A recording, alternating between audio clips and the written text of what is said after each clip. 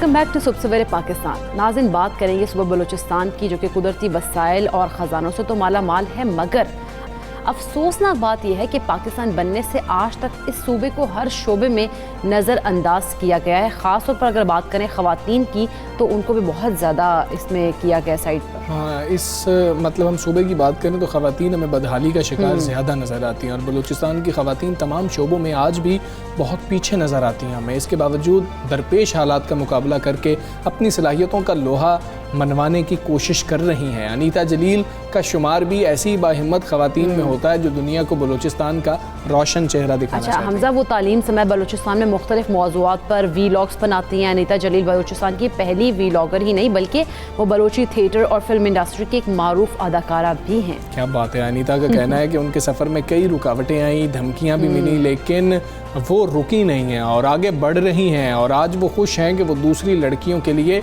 मिसाल बनी और अब उनके लिए काम भी कर रही हैं। तो हम अनीता से गुफ्तगू करते हैं, उनको शामिल करते हैं प्रोग्राम के अंदर। अस्सलाम वालेकुम, गुड मॉर्निंग। पहले तो हमें ये बताएं कि ये वीलॉगिंग का ख्याल आपको कैसे आया था, कब से कर रही हैं? सबसे पहले बहुत बहुत शुक्रिया, आपने इनवाइट किया अपने प्रोग्राम में। व्लॉगिंग का ख्याल जो है मुझे 2015 में मेरी कुछ बलोच ब्लॉगर्स के साथ मुलाकात हुई थी। उनसे मिलके उन्होंने खैर मुझे बहुत मोटिवेट किया था कि अनीता, क्योंकि उससे पहले जब मैं दुबई में जॉब कर रही थी कुछ साल के लिए, तो मैं डबिंग वीडियोस बहुत ज़्यादा बनाया करती थी बड़े शौक से, लेकिन मुझे डर लगता था उनको पब्लिक करने में, क्योंकि हमारा जो माहौल था यहाँ का वो वैसा नहीं था कि लड़कियाँ अपने पिक्चर्स अपलोड करें सोशल मीडिया पर, या इस तरह का नई माइंड सेट बना हुआ था यहाँ का तब तक। तो मैं बहुत डरती थी, तो मैं प्राइवेटली अपने प्राइवेट अकाउंट्स पे अपलोड किया करती थी। तो फिर जब मेरी कुछ उन बलोच लोगों से बलोच ब्लॉगर्स से मुलाकात हुई जो खुद इस फील्ड में थे, तो उन्होंने मुझे बड़ा मोटिवेट किया। उनके मोटिवेशन के बाद मैंने घर पे बात की, अब्बू को मनाया। अब्बू को मनाने का बहुत लंबा प्रोसेस था, बहुत मुश्किल से अब्बू माने। उसके बाद अब्बू का बहुत बड़ा सपोर्ट भी रहा है इन 3 सालों में मैं इस काम में हूँ। तो स्टार्टिंग में ये ऐसा था कि वो नहीं मान रहे थे, लेकिन अब ऐसा पॉइंट मेरी लाइफ में आया कि वो हर जगह मेरे साथ खुद होते हैं, मुझे आइडियाज़ देते हैं। अच्छा। तो बस इसी तरह मेरे माइंड में ख्याल आया कि मैं अपनी खूबसूरती को जो है उर्दू लैंग्वेज में जैसे कि मैं ब्लॉग करती हूँ, ताकि बाहर के लोगों को भी पता चले कि ग्वादर की प्रॉब्लम्स हैं या खूबसूरती है, बाहर के लोगों तक पता चले कि बाहर के लोगों के यहाँ के लोग कैसे रहते हैं। अच्छा अनीता, आप जो इस तरह से वीलॉगिंग कर रही हैं, अभी तो आपने बताया कि वीलॉगिंग कर रही हैं और बड़ा प्रोसीजर बताया किस तरह से आप आई, थोड़ी मुश्किलात भी हुई, लेकिन अब जो है सपोर्ट भी काफ़ी ज़्यादा पेरेंट्स की जानिब से। लेकिन इसके अलावा क्या करती हैं और आप अपनी क्या पहचान जो है वीलॉगर के तौर पर कराना चाहेंगी अब? इसके व्लॉगिंग के अलावा, व्लॉगिंग से पहले मैं बलूची फिल्म्स में काम करती रही हूँ। मैं प्रोग्राम्स होस्ट करती हूँ। ग्वादर के जितने बड़े इवेंट्स होते हैं, छोटे बड़े, वो मोस्टली मैं खुद होस्ट करती हूँ। इसके अलावा मैं थिएटर्स की तरफ ज़्यादा मेरा इंटरेस्ट है।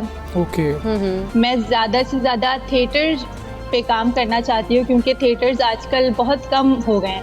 खासकर अगर बलूची थिएटर्स की बात करें तो बलूची फिल्म हर कोई करना चाहता है, लेकिन थिएटर एक वाहिद ऐसी चीज़ है जिसमें आपको लाइव ऑडियंस को फेस करना पड़ता है। तो मैं ज़्यादा उसमें इंटरेस्टेड हूँ। तो मैं हमेशा यही चाहूँगी कि लोग पहले मुझे एक थिएटर आर्टिस्ट बोलें, फिर मुझे ब्लॉगर बोले। तो ये 2 चीज़ों से मैं खुद को चाहूँगी कि लोग मुझे पहचानें। अच्छा, ठीक है। अनीता, आपके वीलॉगिंग के क्या मौज़ूआत हैं, या ख़ास तौर पर ये हम बात करें कि ज़्यादातर आपके क्या मौज़ूआत होते हैं, किन पर आपका फोकस रहता है? मैं बेसिकली 3 चीज़ों पर सबसे ज़्यादा काम करना पसंद करती हूँ। सबसे पहले तो खूबसूरती है कि ग्वादर की जो या बलूचिस्तान की जो खूबसूरती है वो हर एक आम बंदा है, जैसे यूट्यूब हर कोई चलाता है, तो वहाँ तक पहुँचे ताकि उन्हें पता चले कि वो किस तरह ग्वादर आ सकते हैं, उन्हें गाइड करने का काम। सेकंड जो मेरा होता है वो अभी मैंने इस साल से स्टार्ट किया एजुकेशन पे काम करना। मैं ग्वादर की अब बलूचिस्तान की मकरान सेक्टर पर ज़्यादा कवर करते हुए स्कूल्स कवर करती हूँ, ताकि वो जो अलग अलग एक्टिविटीज़, जो डिफरेंट एक्टिविटीज़ अब बलूचिस्तान की तरफ आ रही हैं बच्चों को लेकर, उससे और लोगों को पता चले कि किस तरह यहाँ पर पढ़ाया जा रहा है, यहाँ का निज़ाम कैसा है एजुकेशन का। और थर्ड मेरा जो है फीमेल्स को लेकर है कि मैं अवेयरनेस सेशंस करवाती हूँ यहाँ पर, ख़ासकर फीमेल्स के लिए। तो उनको मैं अपने यूट्यूब चैनल पे कवर करती हूँ ताकि और फीमेल्स को पता चले कि यहाँ पर ग्वादर में फ़ीमेल्स के लिए क्या क्या एक्टिविटीज़ हो रही हैं। ज़बरदस्त। अच्छा अनीता, कुछ अर्सा पहले आपकी निशानाबाजी करते हुए कुछ तस्वीर और वीडियोस वायरल हुई थी जिस पर बहुत ज़्यादा क्रिटिसाइज़ किया था, वो क्या माजरा था, ज़रा वो भी हमसे शेयर कीजिएगा। जैसे कि स्टार्टिंग में आपने बताया था कि मुझे बहुत ज़्यादा धमकी मिली थी, तो 2018 की बात है जब मैं आई थी, तो उसी दौरान यही प्रोसेस था, धमकियों से काम नहीं बना।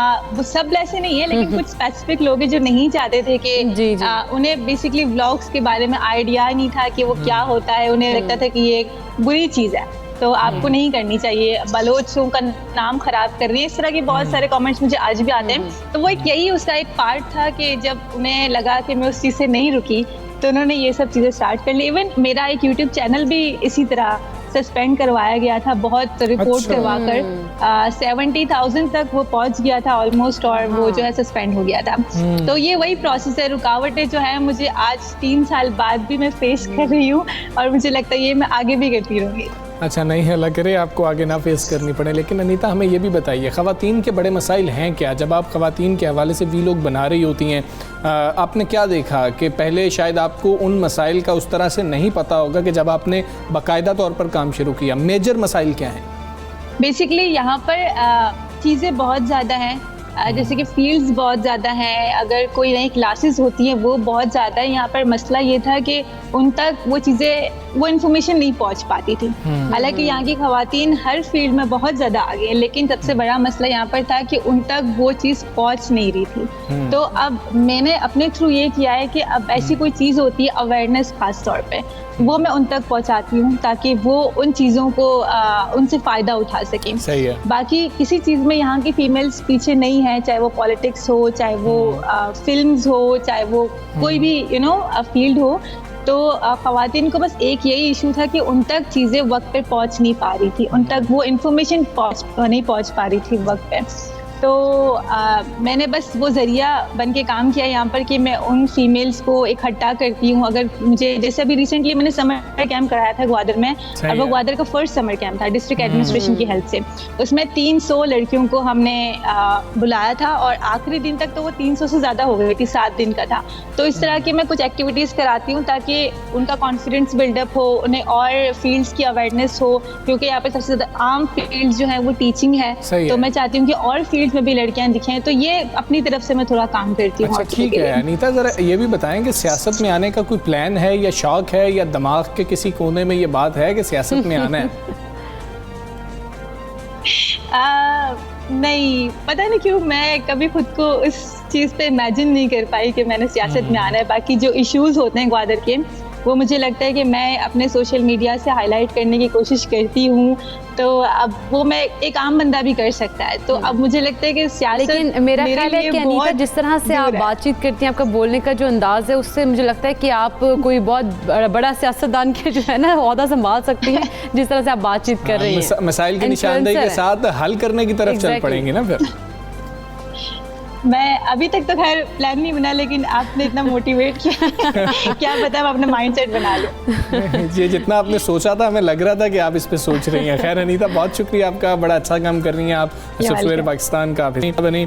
और बात कर रहे हैं जब इकरा ख़वातीन के हवाले से, तो उनको मोटिवेट करने की ज़रूरत है, उनको जगह देने की बहुत ज़्यादा ज़रूरत है। और उनको जब आप जगह देंगे तो आहिस्ता आहिस्ता सोसाइटी एक्सेप्ट करना शुरू कर ही देती है, और सोसाइटी को एक्सेप्ट करना भी चाहिए। जिस तरह से इतनी कॉन्फिडेंट है माशाल्लाह से अनीता, मेरा ख्याल तो है हम तो इनको इस पर भी अब जिस तरह से मोटिवेट किया है। वो पहले कहती मुझे कुछ लोगों ने, व्लॉगर्स ने मोटिवेट किया था, तो वो इस तरफ आई, अगर उनको और मोटिवेट किया जाए तो वो और भी आगे बढ़ सकती है। थोड़ी सी मोटिवेटेड थी जिस तरह से उन्होंने रिएक्ट किया उस बात को। खैर, हम खूबसूरती की बात कर रहे हैं, बलूचिस्तान की खूबसूरती की बात कर रहे हैं, तो खाने पीने की भी थोड़ी सी बात कर लें। खाने अगर बात कीजिए, बलूचिस्तानी खाने वैसे भी बहुत ज़बरदस्त। बस मुझे लग रहा था कि तुमने उसी तरफ जाना है, तो मैं पहले ही बात शुरू कर लेता हूँ कि खाने पीने के शौकीन अफराद के लिए एक अच्छी खबर है कि कोयटा के निजी होटल में जापानी, थाई और चाइनीज़ खानों की अपनी नौइयत के पहले फूड फेस्टिवल का अब जी आगाज़ हो चुका है। अच्छा, ये फूड फेस्टिवल का जो भी है ना, वो कि वहाँ पे कौन कौन से और मज़ीद खाने भी हैं, वो अहवाल बताएंगे कोयटा से किफ़ायत अली।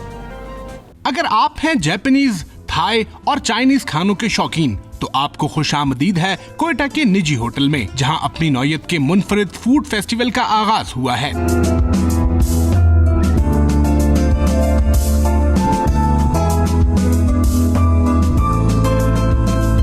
फूड फेस्टिवल में खानों की मुनफरिद डिशेस ने लोगों को ऐसा गर्विदा किया कि आने वाला हर शख्स तारीफ किए बिना ना रह सका। डिफरेंट टेस्ट था और काफ़ी तरह की सुशी थी, सुशी ट्राई की, और आपका फैमिली के साथ हम लोग अक्सर आते रहते हैं, पर ये अच्छा इवेंट था, करते रहना चाहिए। अच्छा लग रहा है अभी फर्स्ट टाइम कोयटा सिटी में, यहाँ पे ये सबसे अच्छी जगह तो खैर मुझे यही लगी थी। और यहाँ पे हमने अभी सुशी ट्राई की थी, चाइनीज़ फेस्टिवल छोटे से।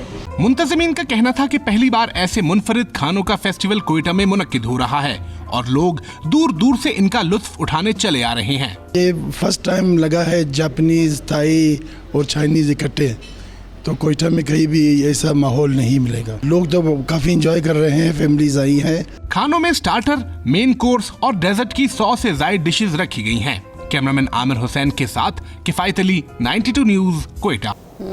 ये आपने बेहतरीन सा एक पैकेज देखा है, रिपोर्ट आपने देखी है, और कितने बेहतरीन खाने थे। क्या दिल कर रहा था इकरा वैसे तुम्हारा? ऐसे तो मेरा सारा कुछ खाने को दिल कर रहा ये हमेशा कर रहा होता है, इकरा का हमेशा खाने को दिल कर रहा होता है। खैर, हम पहले कुछ विमेन एम्पावरमेंट की बात कर रहे थे, तो इससे जुड़ा एक वाकया, कई वाक़यात वैसे सामने आ रहे हैं, और अब तो कुछ चीज़ें ऐसी आ रही हैं कि अगर हम यौम आज़ादी की बात करें तो 14 अगस्त के दिन कई कॉल्स आई थी, 30 से ज़ायद कॉल्स आई थी हरासा करने की, लेकिन उनके ऊपर भी एक्शन नहीं लिया गया था। सानिया, मोटरवे के बाद वैसे मुआशरा और पुलिस के हरकत में आने के बाद उम्मीद हम सब ये कर रहे थे कि शायद अब इस किस्म के जो दरिंदगी के वाक़यात हैं ना, उनमें कमी होगी, लेकिन तवक्कुआत के बरक्स ख़वातीन के साथ बदसलूकी और हरासानी के वाक़यात में तशवीशनाक हद तक इजाफा देखा गया। बिल्कुल हमजा, और ये सूरत हाल हुकूमत, कानून नाफिज करने वाले इदारों और हमारे पूरे समाज के लिए भी अब लम्हा फिक्रिया है। अब लोग ये कहने पर मजबूर हो गए हैं कि जब तक उन मुजरिमों को सरेआम तख्तेदार पर नहीं लटकाया जाएगा, मुआशरे की इस्लाह बिल्कुल नहीं हो सकती। और पाकिस्तान की अगर बात करें, आबादी का जो निस्फ हिस्सा है,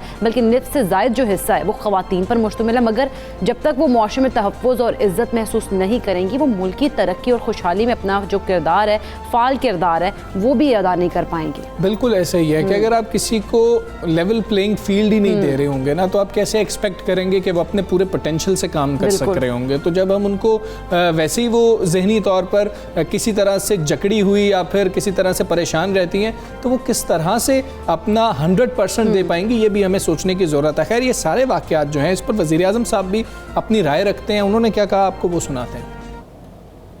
पाकिस्तान में जो मैंने देखा, शर्म आई, तकलीफ हुई। जो औरत की इज्जत मैंने पाकिस्तान में बड़े होते हुए देखा था, मैंने दुनिया में ऐसी, मुसलमान दुनिया में थी, लेकिन मगरब में ऐसी औरत की इज्जत नहीं जो यहाँ हम करते थे। इसकी एक बहुत बड़ी वजह यह है कि हमारे बच्चों की तरबियत नहीं की जा रही सही तरह। जो सेक्स क्राइम बढ़ती जा रही है पाकिस्तान में, जो बदकिस्मती से मोबाइल फ़ोन की जो नेगेटिव साइड है, उससे जो चीज़ें बच्चों को अब मोबाइल फ़ोन पे नज़र आ रही है, इंसानी तारीख में बच्चों का ये एक्सपोजर नहीं था। और तरबियत करने का एक ही तरीका है कि उनको अपने नबी सल्लल्लाहु अलैहि वसल्लम की ज़िंदगी से आगाह करें। तो वज़ीर-ए-आज़म इमरान खान की गुफ्तगू भी आपने सुनी है। इस अहम इशू पर हम बात करेंगे। वज़ीर विमेन डेवलपमेंट पंजाब आशिफा रियाज फतियाना साहब हमारे साथ मौजूद हैं। अस्सलाम वालेकुम, गुड मॉर्निंग। आशिफा साहिबा, हम देखते हैं कि ख़वातीन को इस अगर हम कहते हैं कि इस काबिल बनाने के लिए कि वो हरासमेंट से मौसर तरीके से निमट सकें, आप क्या समझती हैं ख़ानदानी और हुकूमती सतह पर किन इक़दामात की इस वक्त अशद ज़रूरत है? हाँ जी, बिस्मिल्लाहिर्रहमानिर्रहीम। सबसे पहले तो मैं आपका शुक्रिया अदा करती हूँ कि आपने मुझे अपने प्रोग्राम में और मेरी राय के इजहार के लिए मुझे यहाँ पर अपने साथ शामिल किया। जैसे कि अभी हमने प्राइम मिनिस्टर साहब का भी देखा, उनका बयान, उनका पॉइंट ऑफ व्यू ख़वातीन के हवाले से, और मैं अपनी ज़ाती राय की हैसियत से भी और being a women development minister बड़ी खुलकर इस राय का इजहार करूँगी कि इस वक्त जितनी ज़रूरत हमारे मुआशरे को बेहतरी की तरफ ले जाने के लिए, मोटिवेशन के लिए और तरबियत की ज़रूरत है, मेरे ख़्याल में हम कभी पहले इस तरह महसूस नहीं कर पाए थे। जैसे कि अभी थोड़ी देर पहले आपने जिक्र किया मोटरवे इंसिडेंट का, और भी जो हमारे ये 14 अगस्त वाले जी यानी कि दिन जो मीनार पाकिस्तान में इंसिडेंस हुआ, इन सब को देखते हुए हमें सख्त ज़रूरत है कि हम अपने माशरे में अपने जवान बच्चियों की तरबियत जो है उसको सही सिमत में लेकर आएँ। और इसमें ज़िम्मेदारी सिर्फ वालिदैन की ही या साथीज़ा कराम की नहीं है, बल्कि आप देखते होंगे कि बचपन में हमारे जो बुज़ुर्ग थे या गली मोहल्ले में कहीं पर भी अगर किसी खातून के साथ कोई छेड़ता भी था या कोई बुरी नज़र से देखता भी था, तो बाकी लोग इर्द गिर्द के सब इकट्ठे हो जाते थे और उसको रोकते थे, बाज़ का लोग खौफ के मारे ख़वातीन को कोई देखता तक नहीं था कि हमें कोई गली मोहल्ले में हमें मारेगा। अब वो कल्चर हमारा बिल्कुल ख़त्म होकर रह गया। जैसे कि हमने मीनार पाकिस्तान वाले इंसिडेंट्स को देखें कि वहाँ पे कितनी तादाद में लोग मौजूद थे जी। 400 लड़कों के ऊपर तो बाकायदा FIR भी दर्ज हुई, लेकिन वहाँ पे जो हज़ारों की तादाद में बाकी लोग मौजूद थे वो क्या सिर्फ वीडियो बनाने के लिए थे? ये एक बहुत बड़ा सवालिया निशान है कि देखें हर खातून के साथ उसका बाप, भाई, बेटा या कोई पुलिस कांस्टेबल नहीं उसके साथ लगाया जा सकता कि जब वो बाहर निकले, पढ़ने के लिए निकले या काम के लिए निकले या वो मार्केट में के लिए जाने के लिए निकले तो उसकी हिफाजत की जाए। और मुआशरे में जब तक एहतराम का अंसर शामिल नहीं होगा हम कोई भी काम आगे लेके नहीं बढ़ सकते। बिल्कुल ठीक है। आशफा साहब, आप विमेन डेवलपमेंट की वजीर हैं, आपके पास ये वजारत है, आप समझती हैं कि जब ऐसे हालात होंगे, ख़वातीन खुद को सेफ ही महसूस नहीं कर रही होंगी, तो विमेन डेवलपमेंट के बारे में सोचा भी जा सकता है? बिल्कुल, मैं समझती हूँ कि देखें जब तक कोई चीज़ बाहर खुलकर नहीं आती आप उसके लिए कोई इक़दामात नहीं करते।